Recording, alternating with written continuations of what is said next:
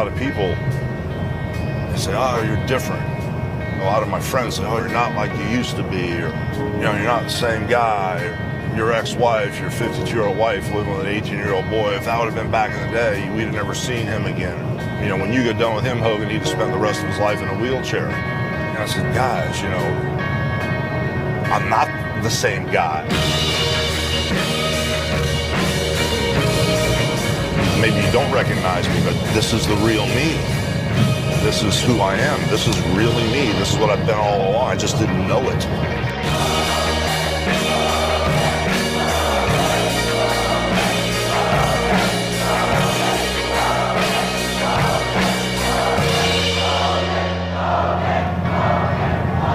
I just didn't understand why I was here. I didn't understand why I was put on this earth, you know, but I know now. So that guy you knew before, that wasn't me. This is the real me.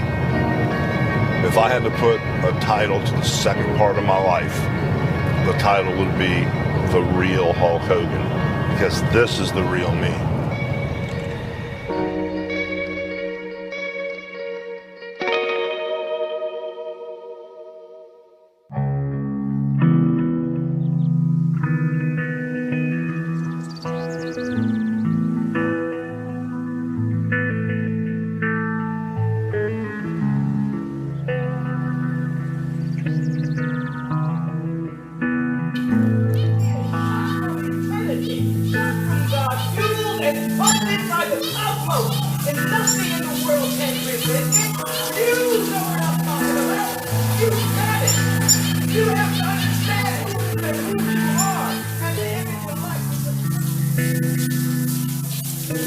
Everything was a fight for me.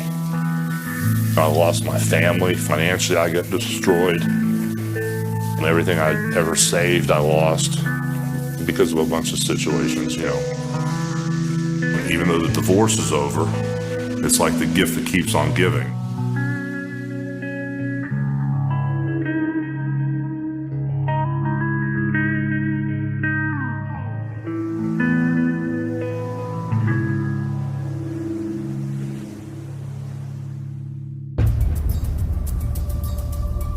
Mornings aren't what I would like to call normal.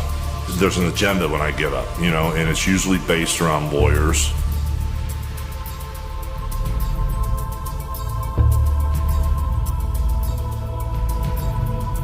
My son and I have been left alone in this civil lawsuit. You know, my ex-wife is out of it. At my age, at 57 years old, if there's a huge judgment against me and my son for 10 or 20 or 30, 40, 50, $60 million is what they originally started talking about, that pretty much will lock my future.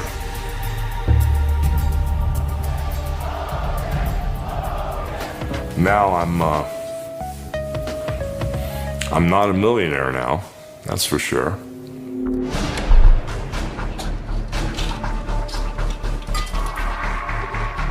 Sometimes I'd wrestle twice on a Saturday and twice on a Sunday because every building was sold out. Flying 300 days a year and sometimes wrestling 350 to 400 times a year. I lived it, man. I did everything. You know, I gave up everything to be a wrestler.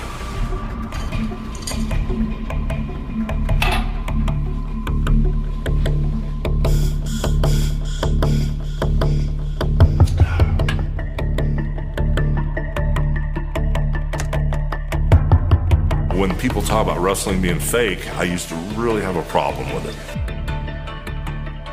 When somebody says fake and, you know, then 30 years later, you know, I can't run or I can't walk through the mall or I can't go through like a Universal or a Disney with my family or friends. I can't walk through the park and do that anymore. It kind of like makes the hair on my neck stand up because they don't understand,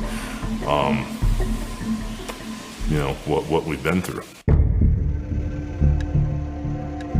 I had several injuries, muscle tears, biceps torn, and all the holes in my arms that I never had fixed, and trap muscles torn away from my neck, and delt muscles, and just little beats along the way, which old school mentality didn't stop you from wrestling. Whatever it took to stay awake or go to sleep or keep going, and, you know, I did everything. You know, so I gave it all away and to get everything, and vice versa. So I did whatever it took.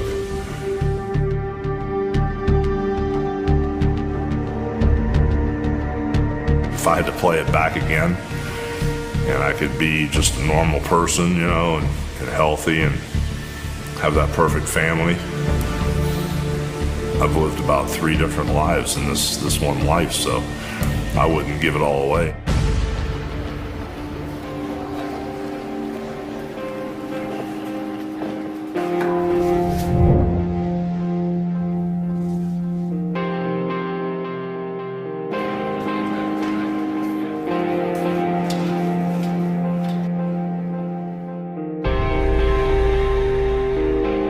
It's amazing that even though I've lost everything else, I still have wrestling. Going in the middle of the ring was the only time where I was really present and I was aware. To get my head right, to get in the ring, physically, it's just ridiculous to even think about. Lacing the boots up is the hardest part. Walking to the ring, climbing in there, trying to move quick or shift, adjust. The pain level is it's a rush, brother. If I don't watch what I'm doing and I take too many liberties, there can be a point where you can't fix things. If a baby in the next room starts choking on a piece of plastic, you stop whatever you're doing and you run and care for that baby. Nothing else in the world matters. That's what happens in this ring. It's not a conscious choice I want to make for no reason. It's not a choice that, okay, I want to get in the ring and get that euphoric high, but to get there, I know what's going to happen. If it meant rounding third base, if it meant a tsunami that would change the tide, if it meant winning, I wouldn't think twice about it.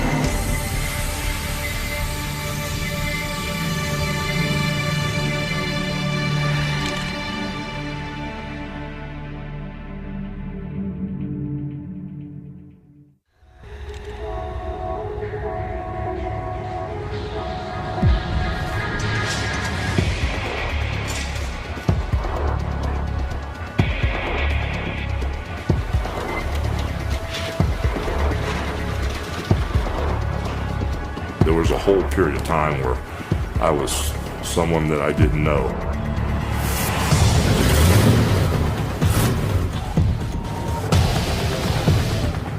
And I was doing stuff I'd never done. Bouncing from strip bar to strip bar.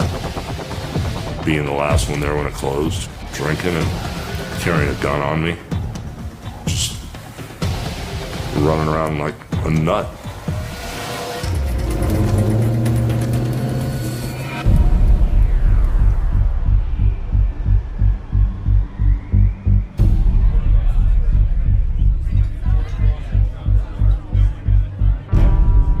It just was a situation that things I did may not have happened if I would have had someone that, you know, actually touched me and actually said, I loved you. The standard goodnight was F you, and it was very consistent. You walk by somebody who's standing there cooking breakfast and the normal instinct is to reach over and touch them. Hey, good morning, give them a little kiss. Well, get to the point where I knew better than to do that. If I just went out one night with the boys and drank my ass off, it's because I just heard about 4 or 5 FUs over the phone.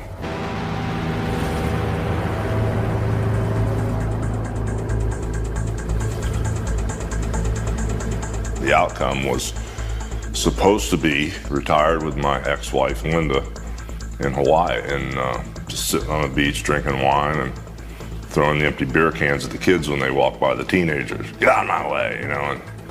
And all the money I saved, I dreamed I'd just be on the big island and then flying back to the mainland and see my kids every once in a while. I just thought I had a wife that loved me unconditionally, and I thought that after everything we'd been through, the fights and the traveling and how hard we'd worked, I never dreamed I would grow old with her. I never dreamed that I would be by myself. The Linda that I knew and I met was fun and, you know, was always the life of the party, and Always the first one to get up and dance, always.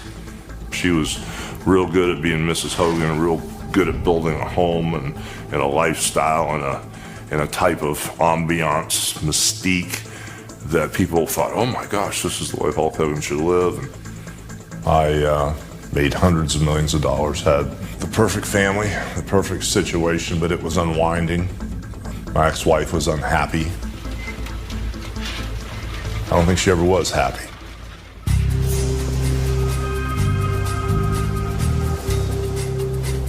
We put on a great front, you know. We had Band-Aids that would come along, such as $1 million checks that would show up in the mail.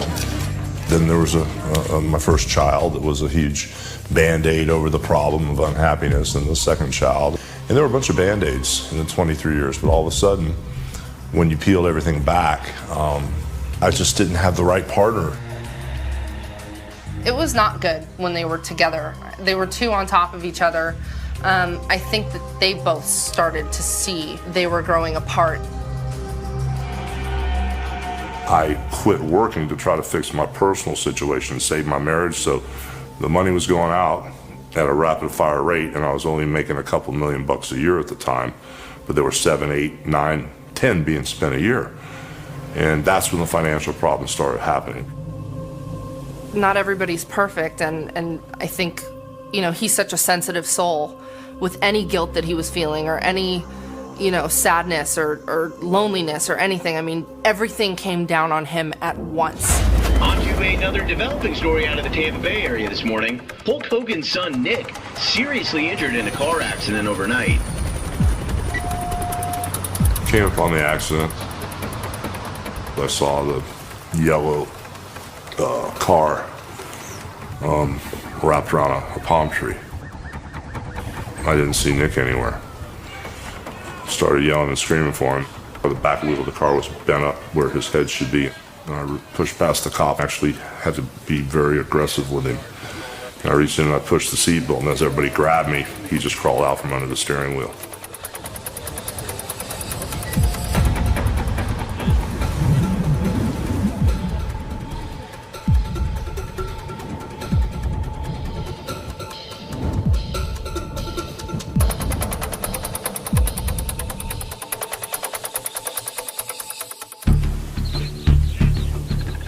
I'm not real good sometimes when things hit me and I don't understand why.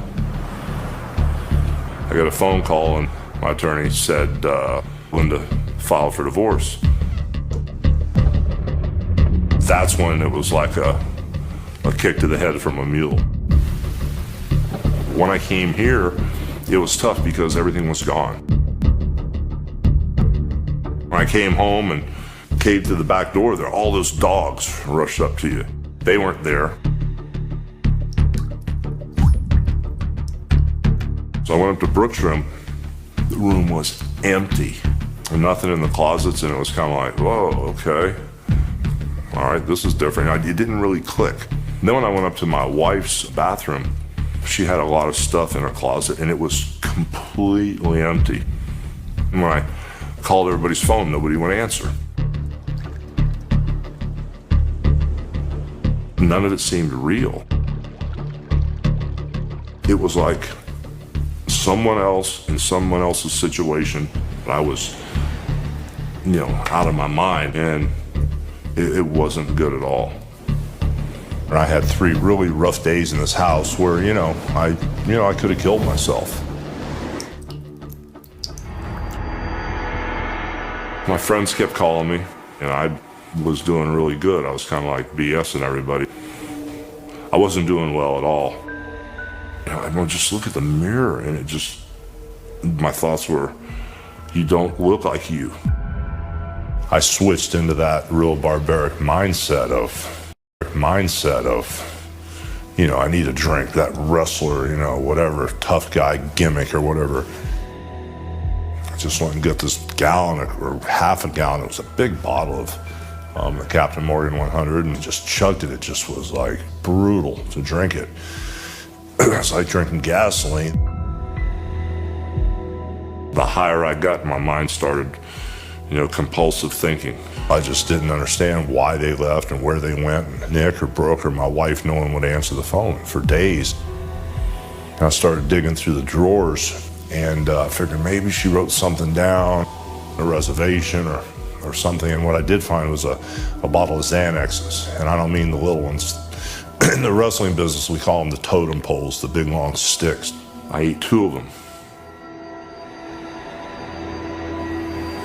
And then the next thing I knew, I had this gun in my hand. I stared in the mirror so long, I kind of...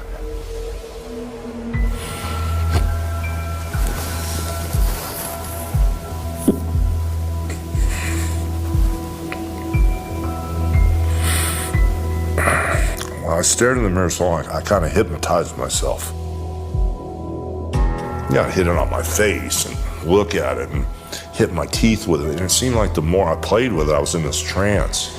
And it just went on for days. The trigger's real sensitive. So I just was thinking, man, this is the ticket, this is real easy.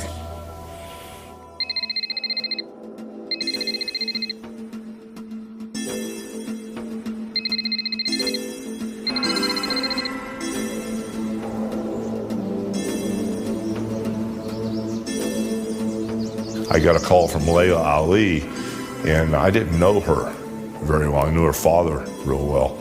And she just kept saying, oh, you left the set of American Gladiators. We've never seen anybody just so upset. She kept saying, oh, we love you. And she kept saying that on the phone to me. And it clicked.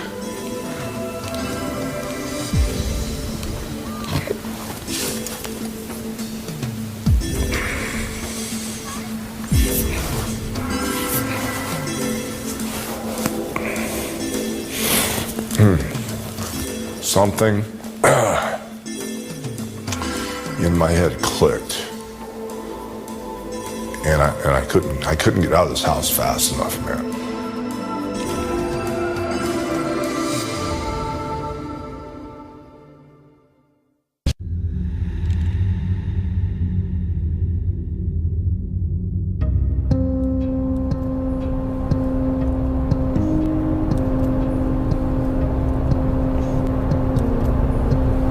I was around so much negative stuff, and I was around so much evil stuff and so many bad things that I had 2 choices: to let it completely destroy me and kill me, which it does, or you snap out of it and you become sick and tired of being sick and tired.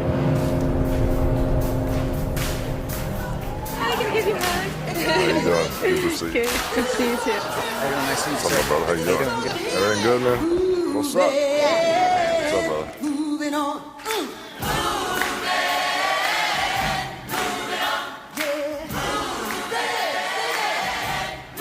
Layla was telling me about this church, and I went there, and it pretty much changed everything. If I wasn't here right now, in the moment, walking in this light, walking in the Spirit of Christ, I would be dead or in jail.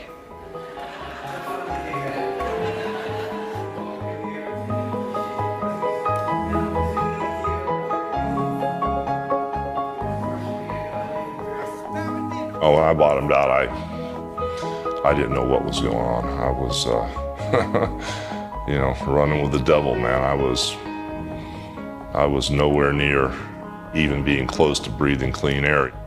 What we're gonna be and have and do, a lot of people that used to know me, or maybe they think they knew me, I can't explain it to them. As the next few years unfold, your life will be the explanation. How you live your life, what you talk about, how you express yourself. It will be evident. Meeting Michael Beckwith and, just getting an understanding of why we're here made me a completely different person. I'm not the person that's going in that direction. I'm going in the other direction. When I'm going through something that I think may be the hardest thing I go through, I look at what my dad has been through and how he's come out of it, and I know that I'm a wuss compared to what he's been through.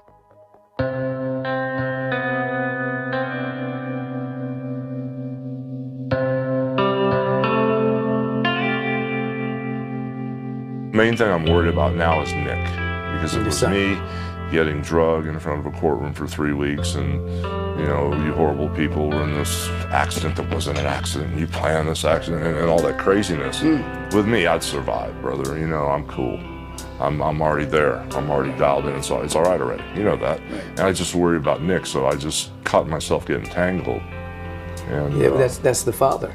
That's the father. Yeah. Because you're not just going to get it and just stay there. Yeah. When somebody touches that button within you, that's an indication, that's an area that needs to be healed. Well, I'm just getting started. I now understand that everything I have is inside of me. The spirit is in me, the energy that we all have in us, and I'm becoming more of myself every day. We remain so thankful that we just let it be, and so it is. It is so. Amen. I've changed my thinking. And the moment I changed my thinking, good things started to happen.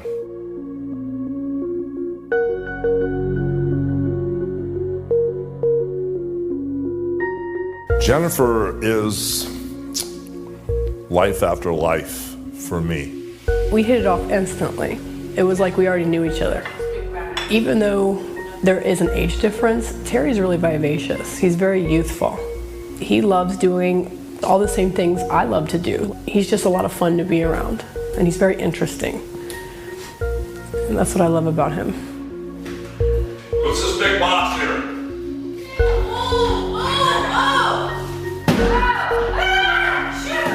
I learn every day from watching her and her being real consistent. She's just a constant with being positive. I actually rolled out of bed today, and as I rolled out, I didn't keep my knees together. And I rolled out and I went, and I dropped the F-bomb. She grabbed me, she goes, "You don't start the day out like that." She goes, "You start the day out by putting your feet on the ground saying thank you." We're each other's best friends. We talk about everything, and we have courtesy for each other, and we never yell at each other. I had been my whole life around such a negative situation, and the cussing and the screaming and the yelling, that one of the first things I did after meeting Jennifer was I went to both my kids and I apologized to my children. And I said, "God, please forgive me. I am so sorry for what you witnessed and what you experienced, the screaming, the yelling, the cussing. That's not normal. You guys can break the cycle." He just came in and he gave me the biggest hug, and he's like, no matter what has happened, no matter, what's gone on, I want to explain to you why I messed up. I was in a different place in my mind. I was heartbroken myself. I was lost. I didn't know what I was doing. When he came to me and he told me that he was sorry and that, I was his #1 girl, I was happy.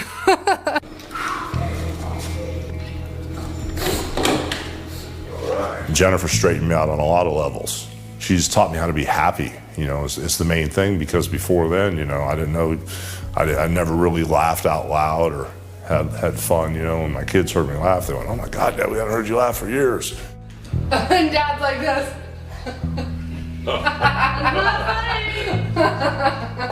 Dad. He wakes up and he's happy, and there's a million terrible things going on, but he's happy, and he's the most important thing to him is giving me a hug in the morning and petting the dogs and feeding the squirrels outside. I mean, it's like watching a brand new baby. That transition saved my life. It really did, because I changed my thinking. The moment you change your thinking, you can start attracting different things into your life. And I'm happy that I've got a job, and I'm happy that I'm going to do what I love.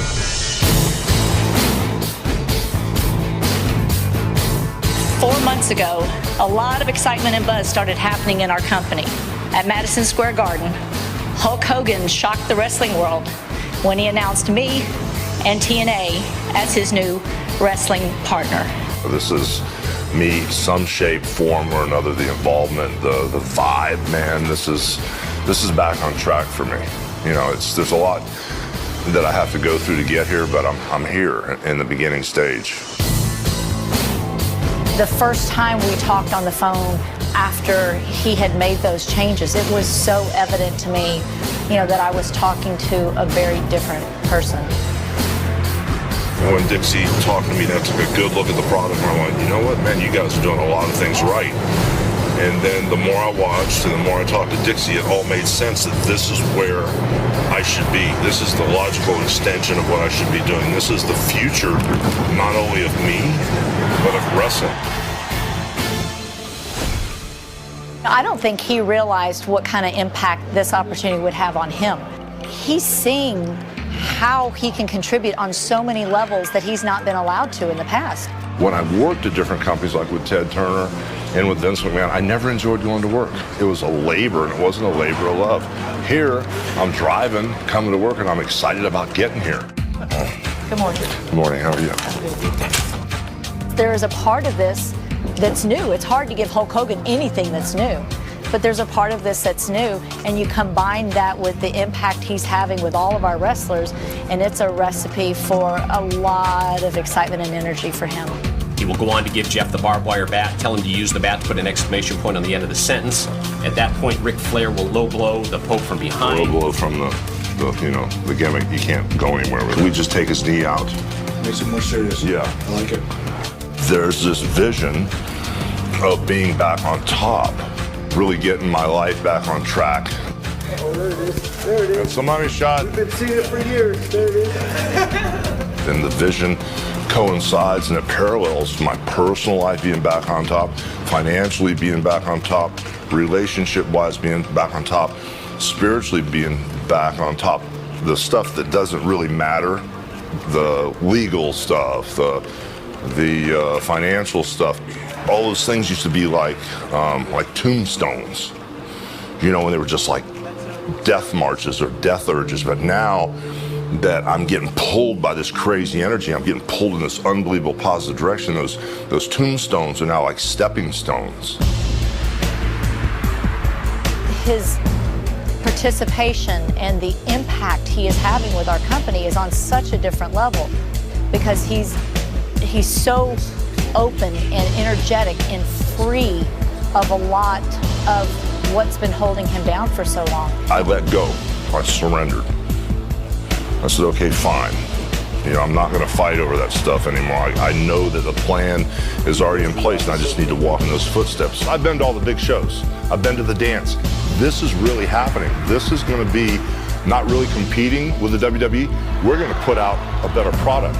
People have worked hard to build a foundation here, but you needed some new energy and new people coming in here to take that one-dimensional plateau that they were stuck on and take them to higher ground.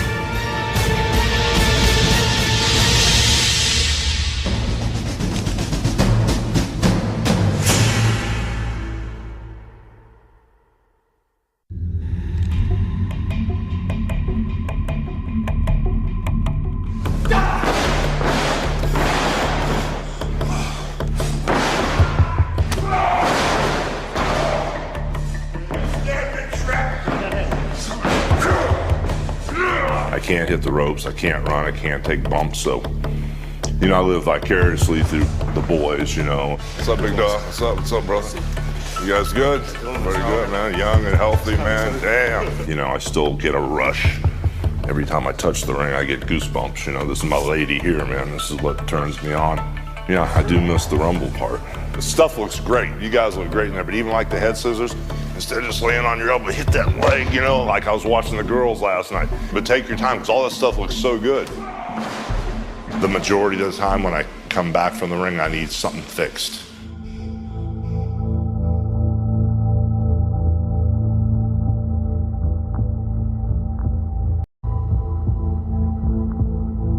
Hey, Doc, what's up, brother? How's it going? Good, good. Hey, thanks for sneaking me in here. I've got a situation where I'm trying to push things a little bit, and that slip thing, I just wanted you to maybe show me exactly what this thing was on a camera or something, and then maybe if I could see it, could visualize and maybe work around it, because right now I can't, it just goes out, and when it does, I'm perfect until that goes out.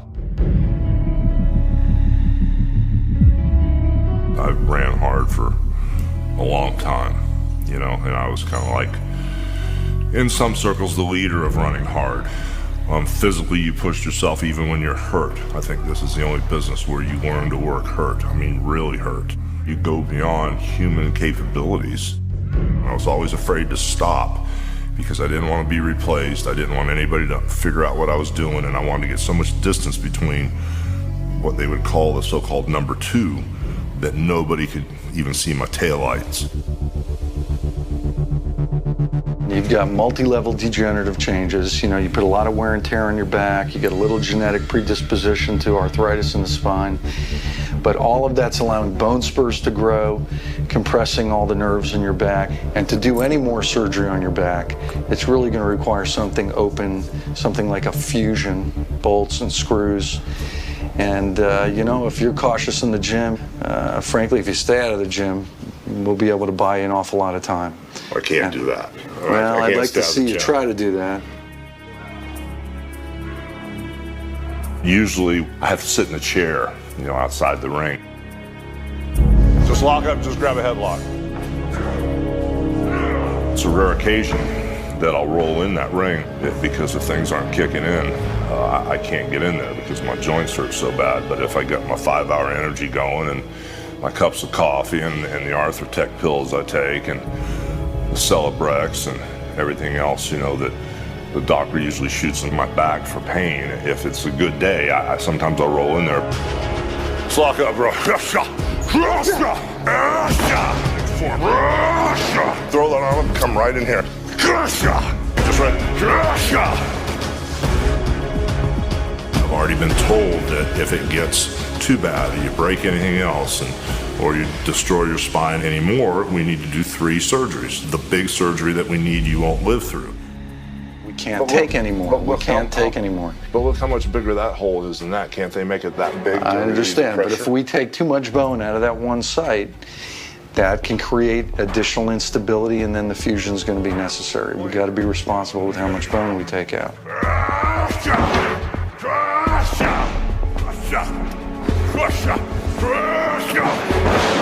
You know, my situation's intense, and I got to get back and make a living. If I can keep my job and keep my position, I can prove that I know what I'm doing, and it'll be a job that I can keep, you know, for a long time and get back on my feet. So I need to get in the ring one more time. I was dazed. I was overwhelmed. I was attracted to the light. It was just like a huge fireworks that were constantly blowing in my face, and I was just kind of like hypnotized into keep going. It was so intense. When I think about, you know, Star Trekking myself in the middle of the ring and that rush and that energy and that vibe, and it's like floating in air, it's like being in heaven, it's the ultimate euphoria. Sometimes I space out, picture myself, and I go, oh, wait a minute. No, I can't do that anymore. See, I don't think you understand. I just need to get through this one thing, and I got a feeling that if I don't get some type of relief, if this guy knocks me down or slams me or he throws me outside on the concrete floor, I'm not going to be able to get up unless I can't, you know, unless I feel, you know, strong and comfortable. And if you say my back is already too compromised, well, then what am I going to do for a living? There's a reason you're here, because you guys are nuts, of course. And it's in your blood, man, so it's really cool to see. And I just keep doing it, man. Thanks for letting me come down and hang out, because this is my life. This is something that's been a part of me for so long, and I tried to ignore it, tried to put it in a second position, but none of that stuff worked. When the bell rings and it's go time, you forget the lawsuits. You forget that your ex-wife took every single dime that you have. You forget that sometimes your kids won't talk to you on the phone. You forget any problem or anything good in your life, and you're just there.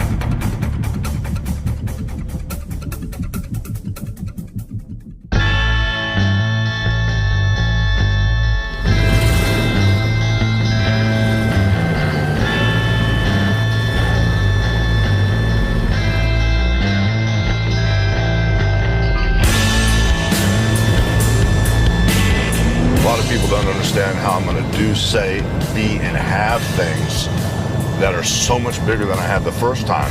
That whole Hulkamania vibe, that monster rumbling. It's almost like a tremor before the whole world opens up. That's happening right now. This is not a dress rehearsal. This is really happening. If you don't totally surrender and give yourself to this business completely, then you're not going to ever get paid back.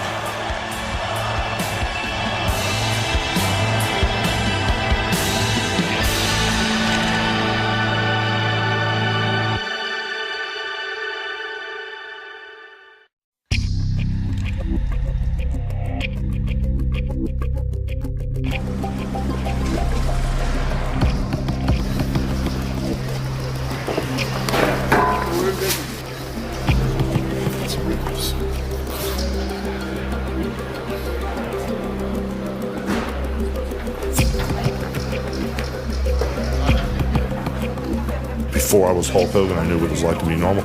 It was just so insecure. You know, I was trying to figure out what to do and how to make a living, and if I could just get a real job. Game on, boys. And I tried to do that, but thank God it didn't work out. Yeah, they're in a lot of trouble. I've been chanting and praying all day. They're gonna get hit with something today that they've never experienced. I'm starting right now. I'm gonna be the greatest of what I am yet to be, and a better person, and a better father, and a better wrestler, and a better businessman. It's really happening. It's like I keep telling everybody, it's all right already. This is going to happen.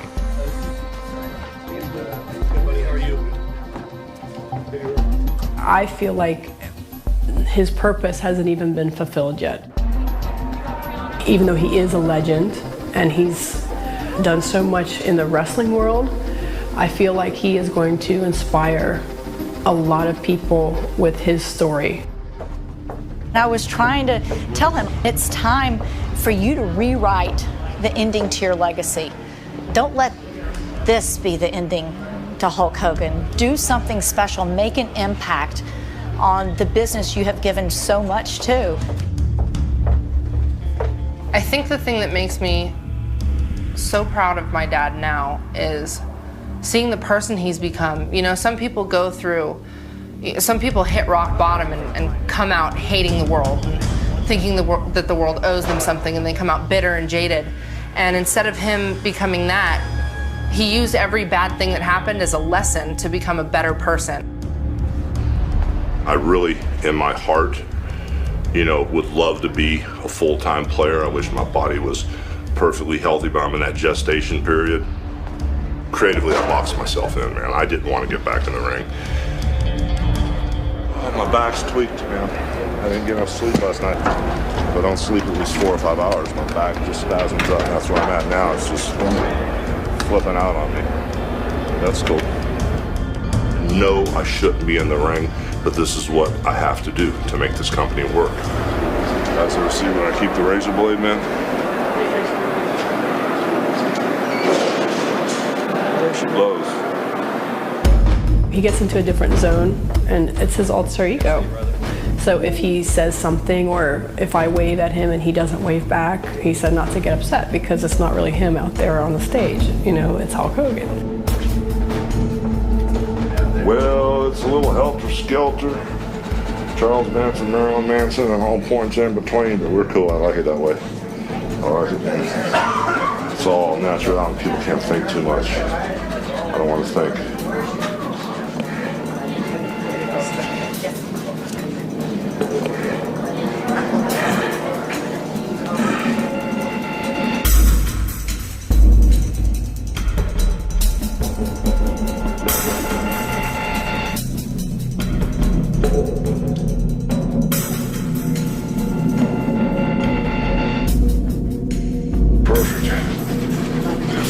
Big brother upstairs, he said everything's perfect, man. Everything's exactly how it should be. All right, we're good. Tonight's a rebirth, man. Tonight is, you know, wherever this company's going, I've already been. But it's not about that. I know the steps to get there. It's about getting there, and then all of us discovering, you know, this uncharted territory, this sacred ground.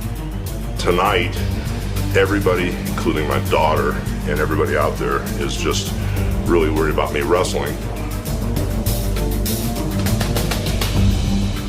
Put a wrestling ring in front of him. It's like putting candy in front of a baby. You know, it's kind of hard to keep him out of it. I think that he can do anything, but he should watch out for his back.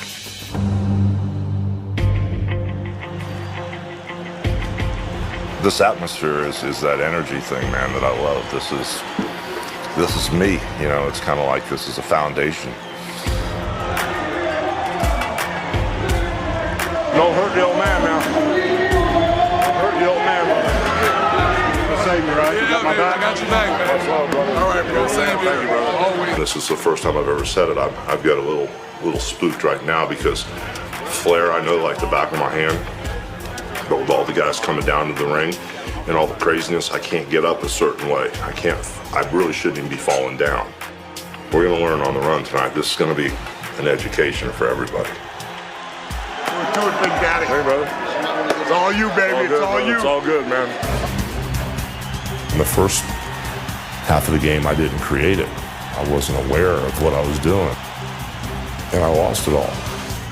If it comes from in here and I create it from here, I've got all the tools I need to make things perfect. And that's what I'm going to do from my personal to my business to my physical health to my spirituality. I want to live in abundance, and that's what's happening this time. This is about making history. This is about raising the bar to another level. I'm going to find out which one of these young kids or how many of these young kids can follow my lead, because we're on the fly now. This is an audible, brother, at the highest level. I hope they can follow. I hope I can keep up. It's going to get crazy, brother. Just watch this. Everything that I thought was the total end of my life has now become a new beginning.